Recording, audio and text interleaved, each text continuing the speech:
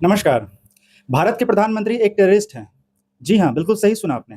क्या बात कर रहे हैं? बट ये मैं नहीं कह रहा हूँ, ये कहना है कांग्रेस के लीडर्स का। सुनिए। They joined with Modi. He is a terrorist. क्या बोला तूने? अगर आपके हिसाब से प्रधानमंत्री टेररिस्ट है, तो मसूद अजहर और अफजल गुरु कौन था फिर? मसूद अजहर जी के साथ बैठकर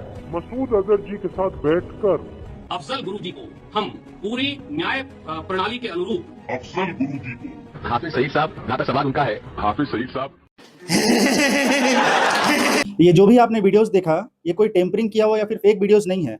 ये या तो फिर लाइव कॉन्फ्रेंस से बोला गया है, या फिर संसद भवन में बोला गया, या कोई सभा के दौरान बोला गया है। आप भी इंटरनेट या यूट्यूब में खोजेंगे तो आपको भी आसानी से मिल जाएगा।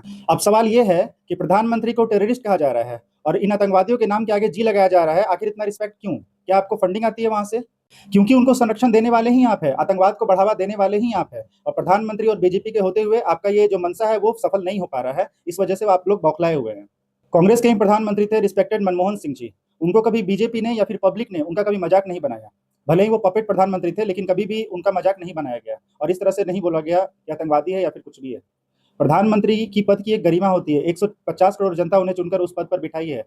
कोई खानदानी उत्तराधिकारी की वजह से वो उस पद पर नहीं बैठा हुआ है। अपोजिशन को हर चीज का विरोध करने का पूरा अधिकार है, हर चीज का खंडन करने का भी पूरा अधिकार है, पर उसकी भी एक गरिमा होती है। सत्ता अगर नहीं मिल रही है तो उसको पाने के चक्कर में बोलने की आजादी अगर है भारत में, तो कुछ भी बोलकर उसकी बेइज्जती नहीं करनी चाहिए। सत्ता मिल नहीं रही है, इसकी वजह से बौखलाकर कुछ भी कहना, यही बीजेपी का प्लस पॉइंट है। और उतना ही पब्लिक आपको नकारते जाएगी धीरे धीरे, और उतना ही बीजेपी का पॉपुलैरिटी बढ़ते जाएगा और प्रधानमंत्री का पॉपुलैरिटी बढ़ते जाएगा।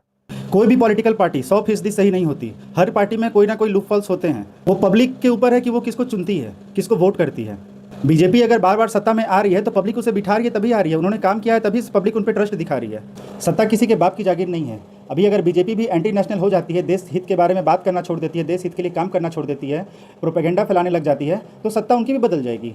पब्लिक उन्हें भी हटा देगी और नकार देगी। इसलिए गरिमा में रहकर भाषण देना चाहिए और गरिमा में रहकर भी विरोध करना चाहिए। उसे प्यार बहुत करते हैं।